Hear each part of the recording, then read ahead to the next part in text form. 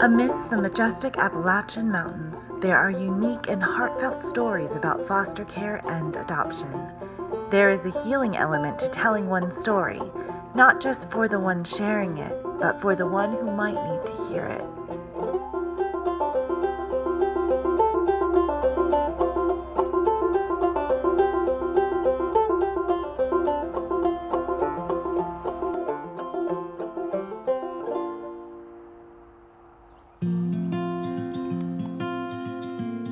My name is Carol Ingram Moore. I'm retired, living in the Manchego Mountains so far southwest Virginia. I was a social worker and an educator.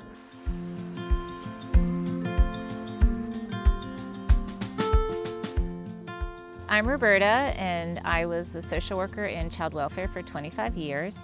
I have adopted 2 children from the child welfare system.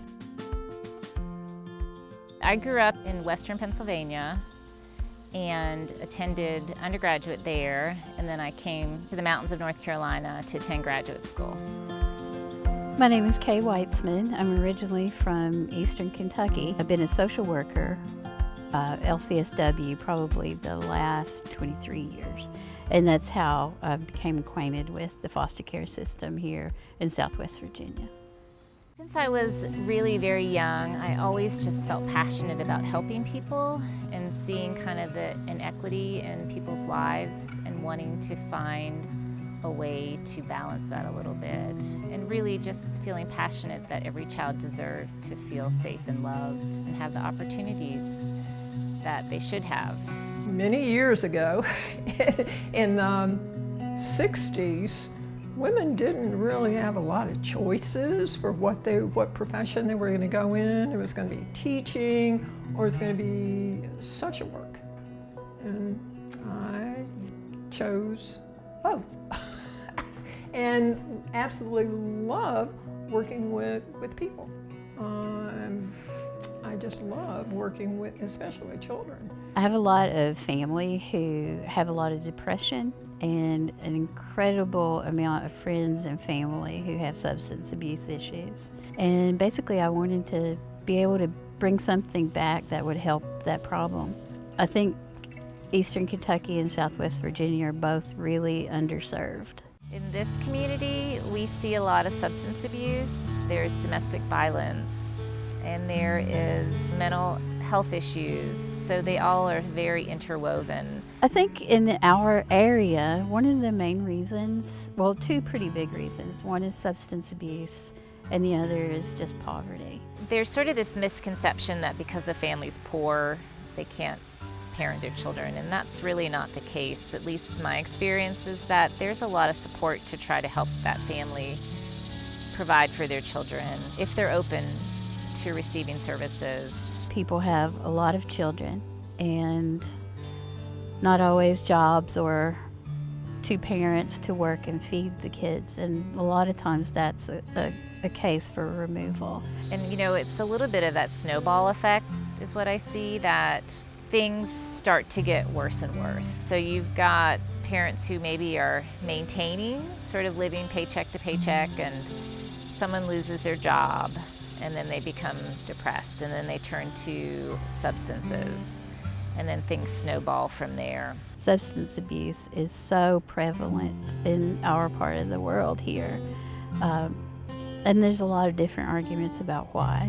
Begin to see an increase in Oxycontin, drug abuse, and the foster care system was becoming overwhelmed with a large number of children. People have talked about the opioid issue, and that's definitely becoming prevalent everywhere.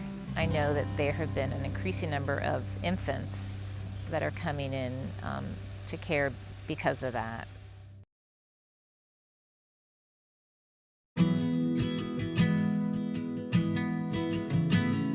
My name is Micah. I'm 23 years old. I was 3 days old when I was officially adopted. I'm from Southwest Virginia, and I'm a first-year law student. The only thing I know about my biological parents is that my mother was 16 and my father had left like as soon as he found out. So it was a rough situation. half Indian and I'm half white. So I don't know any specifics about anything, but I've always wanted to learn more about Indian culture. I actually didn't try Indian food until I was 21 years old. I'm a very uncultured brown person. In 5th grade, me, the other Indian kid, and we had a Latino kid. It was in a health class, and the teacher kept getting our names mixed up constantly, which is kind of bad if you think about it, like 3 brown people like getting the names mixed up. She couldn't remember them, and like one day she was like, "What can I call y'all so I don't get you mixed up?" And I guess I was being a smart aleck, and I said, "You can just call me Waffle," and it stuck from there. So from like 5th grade on, like everyone's in my yearbook. It says Waffle. In high school, my license plate said Waffle. Like everyone knew me as Waffle, and I kind of just embraced it, I guess. My name is Marla. I'm an English professor. We have 3 children. They're grown now. We are obviously a non-traditional family. Oh yes, non-traditional. Especially for this area. And I was artificially inseminated. We got married about 3 years ago, once it became legal to be married in Virginia. 2 years ago. And Kay adopted the children at that point.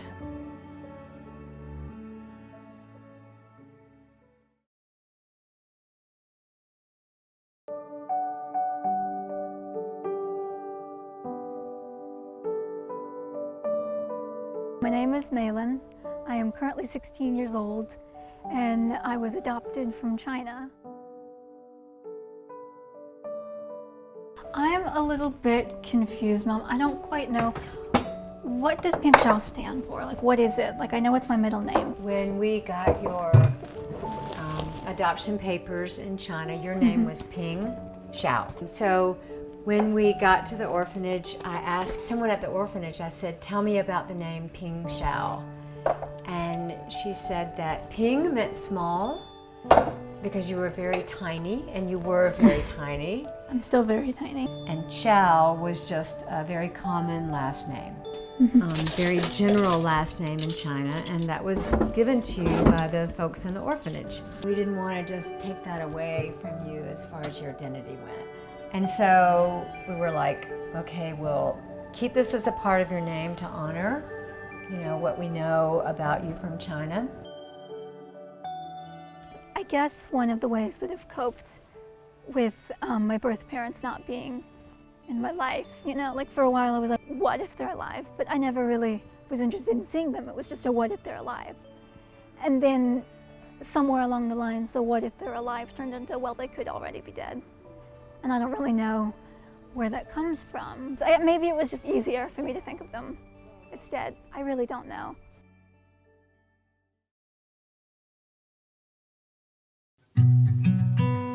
My name is Karen, and I work with my husband in insurance, and this is our daughter Jody. I'm Jody, and I work for a nonprofit organization called Fashion and Compassion, and then also I work for a family business as a part-time job. And I was 16 years old when I placed Jaden up for adoption.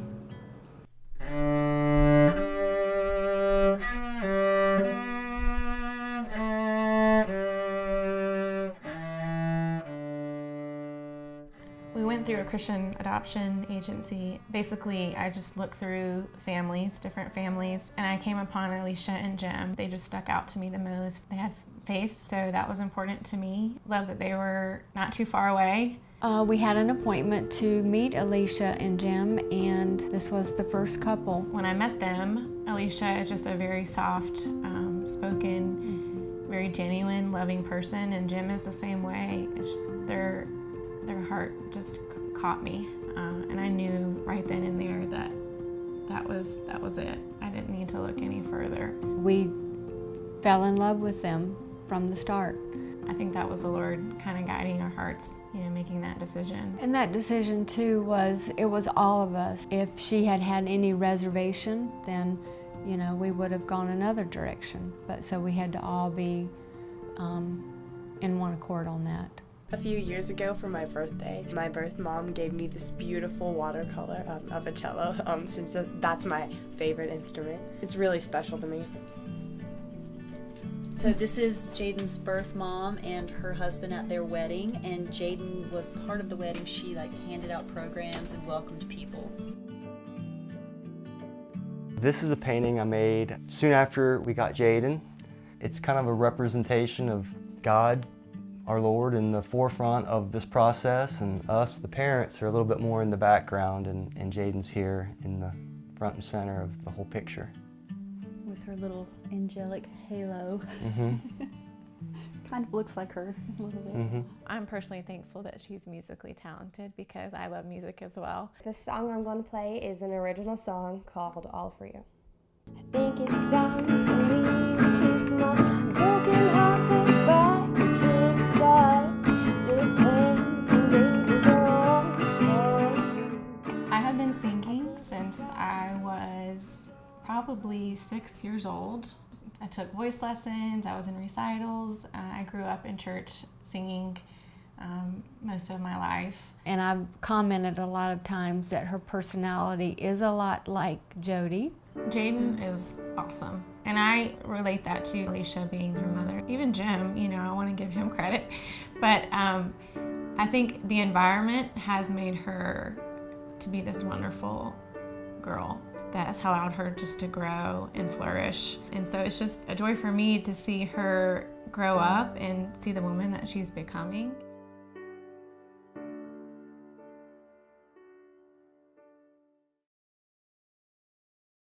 In 1999, I became director of a community-based program called Kinship Care, and became aware of how many people in this nation were grandparents or other relatives who were raising children. And they're raising children for a lot of the same reason that the foster parents are raising the children. They weren't getting paid money for the system. Kinship care providers touched a part of me that not a lot of folks I've worked with in the past had. So I began writing a book. It took me 16 years to finish this story. And I wanted to share the story of all these powerful, caring caregivers with the world. So it took a long time.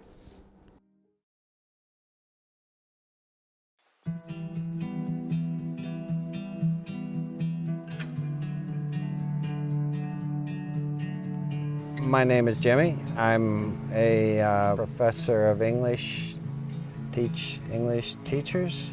I'm the legal guardian of Gabe, along with my wife, Laurel. I'm Gabe. I'm 16, and I first went to foster care when I was 18 months, I think. Laurel and Jimmy were my foster parents from then, and then I went back and forth between my biological family and them. When the social workers called us up, hours before and said, we're bringing the kid by. And my wife couldn't be here, so I was the only one here. And they just handed him off to me. And I think we needed to bond right at that moment.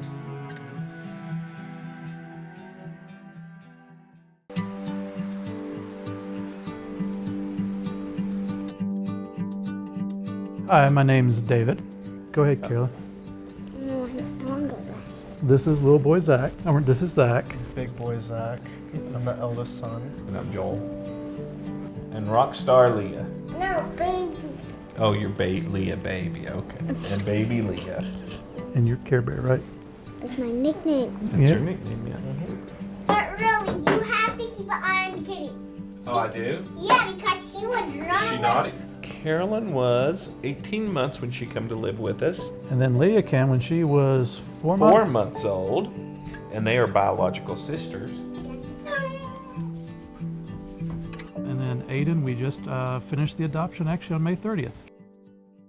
I have a difficult time around the holidays, especially Christmas, because when I was 13 years old, 7 days before Christmas, my biological mother signed away her rights to me, and by the time it would have been completely put into effect, it would have been on Christmas Day.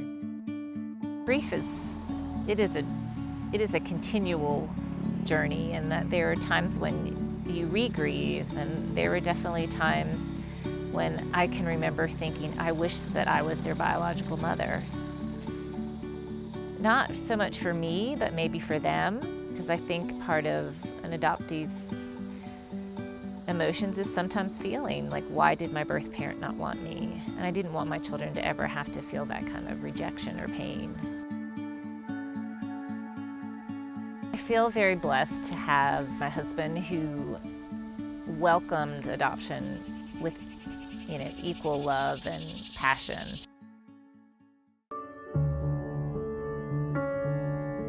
We went through some infertility for several years, which was really painful and challenging. And then we went through several miscarriages and just reached the point where we didn't really want to do anymore.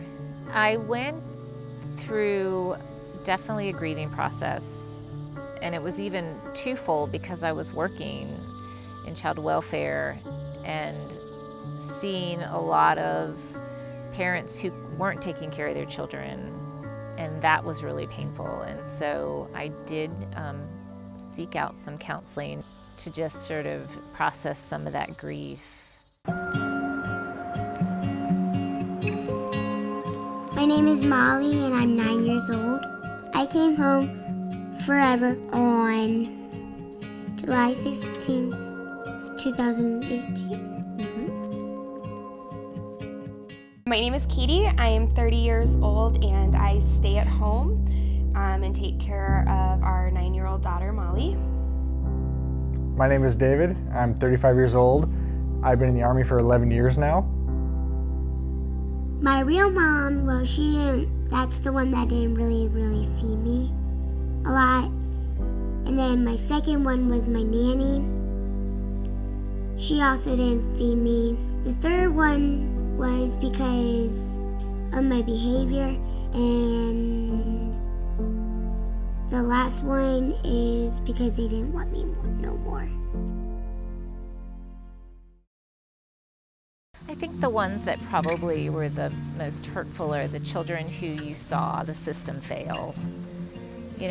I often said that the system works for the little ones who are easier to find placements for, but for the older children who have come out with significant trauma and are harder to love, the system has failed them, and they get moved from placement to placement because people don't understand what they need, or they can't give them what they need.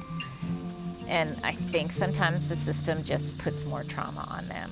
I decided that I really wanted to foster, probably in college. I was getting my degree in psychology. I'd been part of the system when I was a child, especially during my teenage years. More and more, I didn't really feel a need to have my own child. I have tons of nieces and nephews, and so I was more about an older child and somebody who needed a good family to be in, and there's tons of kids out there that need to be adopted. I don't know, it just felt like a natural thing for us to for me to kind of go back and be able to help another child get out of that situation and to have safety and to have those things that I didn't get to have as a child. People are starting to approach foster care and adoption with that trauma lens, and I think that's a really wonderful thing, but I think we still have a long way to go. Trauma, I still believe it is here, it is every day. We're living in a constant state of anxiety. It's very hard to find ways to feed your soul when you're exposed to so much negativity. We don't understand the trauma, and how are we going to deal with it? It's really easy to know about it, but it's probably a lot harder to apply that to a system that needs to be changed. If you look at a three-legged stool and you think of services for children, there's adoption, and then there's foster care, Now the third leg, which is kinship care, is, I feel, the very strongest leg of the stool. We don't have an understanding that there are so many grandparents and other relatives taking care of children. When I was a professional in the field, for every child that was in foster care, there were 18 in kinship care. If we did not have those grandparents and other relatives raising children in this country, the other two legs would be broken long time ago. When you get one of those moments from a kid who's grown up and looks great, productive, having a normal life, a healthy life, I should say, and they look at you and they say, "You helped me get here," it makes all those 12-hour days, all the bad dreams, it actually makes those times worthwhile. And in 30 years, I probably had 10 or 12 times like that. But I wouldn't have not done the 30 years. I would still have done the job.